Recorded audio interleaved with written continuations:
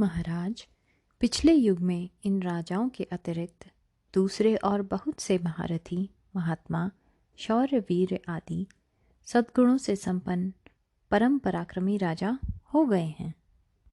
जैसे पुरु, कुरु, यदु, शूर, महातेजस्वी विश्वग्रश्व, अणुः, युवनाश्व, ककुत्स्थ, पराक्रमी रघु, विजय, वीतिहोत्र, अंग, भव, श्वेत, बृहद्गुरु, उशीनर, शतरथ, कंक, तुलिदुह, द्रुम, तंबुहुद्भव, पर, वेन, सगर, संस्कृति, निमि, अजेय, परशु, पुंड्र, शंभु, निष्पाप, देवावृद्ध, सुप्रतिम, सुप्रतीक, बृहद्रथ, महान उत्साही और महाविनयी, सुक्रतु, निषधराज नल, सत्यव्रत, शांतमय, सुमित्र, सुबल, प्रभु, जानुजंग, अनरण्य, अर्क, प्रियभृत्य, शुचिव्रत, बलबंधु, निरामर्द, महापुराणों में सम्मानित प्रत्यंग, परहा और श्रुति, ये और इनके अतिरिक्त दूसरे सैकड़ों तथा हजारों राजा सुने जाते हैं जिनका सैकड़ों बार वर्णन किया गया है, और इनके सिवा दूसरे भी जिनकी संख्या पद्मों में कही गई है।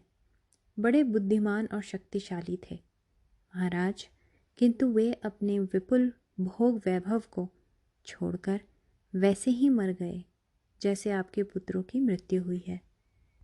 जिनके दिव्य कर्म, पराक्रम, त्याग, महात्म्य, आस्तिकता, सत्य, पवित्रता, दया और सरलता आदि सद्गुणों का वर्णन बड़े बड़े विद्वान एवं श्रेष्ठतम कवि प्राचीन ग्रंथों में तथा लोक में भी करते रहते हैं, वे समस्त संपत्ति और सद्गुणों से संपन्न महापुरुष भी मृत्यु को प्राप्त हो गए।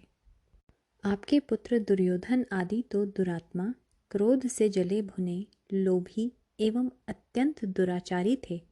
उनकी मृत्यु पर आपको शोक नहीं करना चाहिए। आपने गुरुजनों से सत शास्त्रों का श्रवण किया है। आपकी धारणा शक्ति तीव्र है। आप बुद्धिमान हैं और ज्ञानवान पुरुष आपका आदर करते हैं। भरतवंश शिरोमणि, जिनकी बुद्धि शास्त्र के अनुसार सोचती है, वे कभी शोक मोह से मोहित नहीं होते। महाराज, आपने पांडवों के साथ निर्दयता और अपने पुत्रों के प्रति पक्षपात का बर्ताव किया है, वह आपको विदित है। इसलिए अब पुत्रों के जीवन के लिए आपको अत्यंत व्याकुल नहीं होना चाहिए। होनहार ही ऐसी थी, इसके लिए आपको शोक नहीं करना चाहिए। भला इस सृष्टि में ऐसा कौन सा पुरुष है जो अपनी बुद्धि की विशेषता से होनहार मिटा सके। अपने कर्मों का फल अवश्य ही भोगना पड़ता है। यह विधाता का विधान है, इसको कोई टाल नहीं सकता। जन्म, मृत्यु और सुख दुख सबका मूल कारण काल ही है। काल ही प्राणियों की सृष्टि करता है और काल ही समस्त प्रजा का संहार करता है। फिर प्रजा का संहार करने वाले उस काल को महाकाल स्वरूप परमात्मा ही शांत करता है। संपूर्ण लोक में वह काल ही शुभ अशुभ सब पदार्थों का करता है। काल ही संपूर्ण प्रजा का संहार करता है और वही पुनः सबकी सृष्टि भी करता है। जब सुषुप्ति अवस्था में सब इंद्रियां और मनोवृत्तियां लीन हो जाती हैं, तब भी यह काल जागता रहता है। काल की गति का कोई उल्लंघन नहीं कर सकता। वह संपूर्ण प्राणियों में समान रूप से बेरोक टोक अपनी क्रिया करता रहता है। इस सृष्टि में जितने पदार्थ हो चुके हैं, भविष्य में होंगे और इस समय वर्तमान हैं, वे सब काल की रचना है।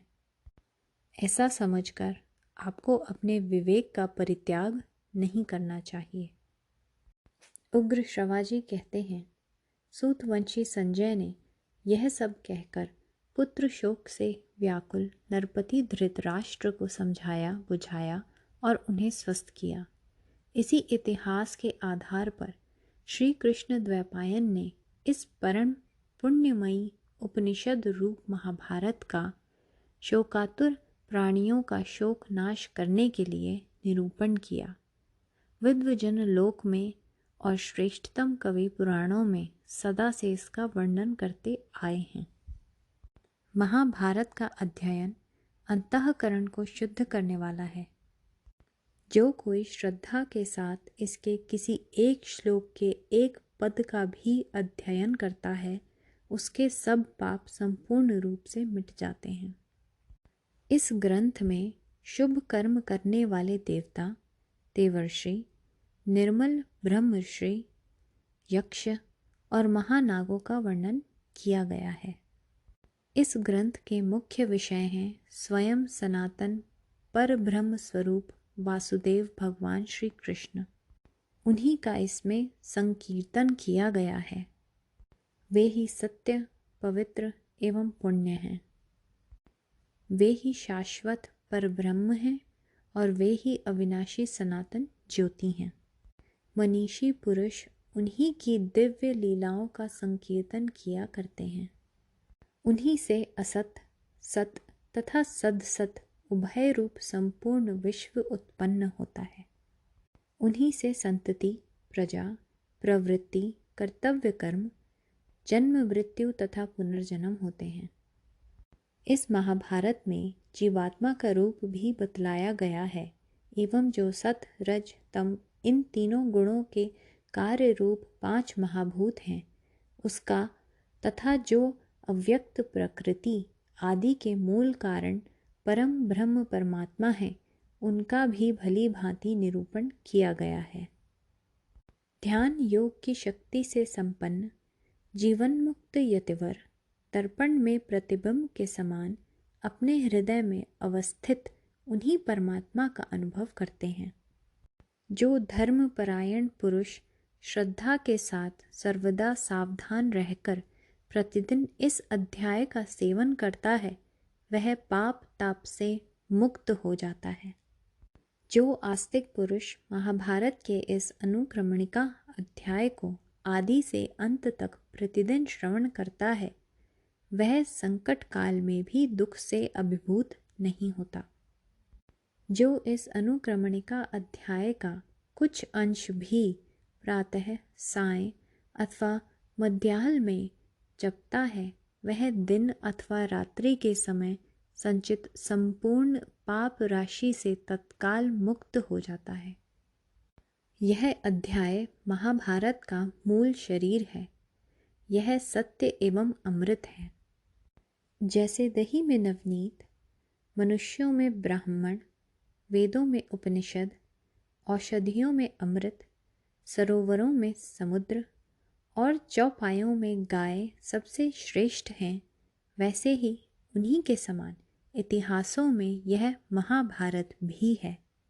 जो श्राद्ध में भोजन करने वाले ब्राह्मणों को अंत में इस अध्याय का 1/4 भाग अथवा श्लोक का एक चरण भी सुनाता है, उसके पितरों को अक्षय अन्नपान की प्राप्ति होती है। इतिहास और पुराणों की सहायता से ही वेदों के अर्थ का विस्तार एवं समर्थन करना चाहिए। जो इतिहास एवं पुराणों से अनभिज्ञ हैं, उससे वेद डरते रहते हैं कि कहीं यह मुझ पर प्रहार कर देगा। जो विद्वान श्री कृष्ण द्वैपायन द्वारा कहे हुए इस वेद का दूसरों को श्रवण कराते हैं, उन्हें मनोवांछित अर्थ की प्राप्ति होती है और इससे भ्रूण हत्या आदि पापों का भी नाश हो जाता है, इसमें संदेह नहीं है। जो पवित्र होकर प्रत्येक पर्व पर इस अध्याय का पाठ करता है, उसे संपूर्ण महाभारत के अध्ययन का फल मिलता है, ऐसा मेरा निश्चय है। जो पुरुष श्रद्धा के साथ प्रतिदिन इस महर्षि व्यास प्रणीत ग्रंथ का श्रवण करता है उसे दीर्घायु, कीर्ति और स्वर्ग की प्राप्ति होती है। प्राचीन काल में सब देवताओं ने इकट्ठे होकर तराजू के एक पलड़े पर चारों वेदों को और दूसरे पर महाभारत को रखा, परंतु जब यह रहस्य सहित चारों वेदों की अपेक्षा अधिक भारी निकला, तभी से संसार में यह महाभारत के नाम से कहा जाने लगा। सत्य के तराजू पर तौलने से यह ग्रंथ महत्व, गौरव और गंभीरता में वेदों से अधिक सिद्ध हुआ है। अतएव महत्ता, भार अथवा गंभीरता की विशेषता से ही इसको महाभारत कहते हैं। जो इस ग्रंथ के निर्वचन को जान लेता है वह पापों से छूट जाता है। तपस्या निर्मल है, शास्त्रों का अध्ययन भी निर्मल है। वर्णाश्रम के अनुसार स्वाभाविक वेदोक्त विधि भी निर्मल है और कष्टपूर्वक उपार्जन किया हुआ धन भी निर्मल है, किंतु वे ही सब विपरीत भाव से किए जाने पर पापमय हैं, अर्थात दूसरे के अनिष्ट के लिए किया हुआ तप, शास्त्र अध्ययन और वेदोक्त स्वाभाविक कर्म तथा क्लेशपूर्वक उपार्जित धन भी पापयुक्त हो जाता है। तात्पर्य यह है कि इस ग्रंथ में भाव शुद्धि पर विशेष जोर दिया गया है, इसलिए महाभारत ग्रंथ का अध्ययन करते समय भी भाव शुद्ध रखना चाहिए। इस प्रकार श्री महाभारत आदि पर्व के अंतर्गत अनुक्रमणिका पर्व में पहला अध्याय पूरा हुआ।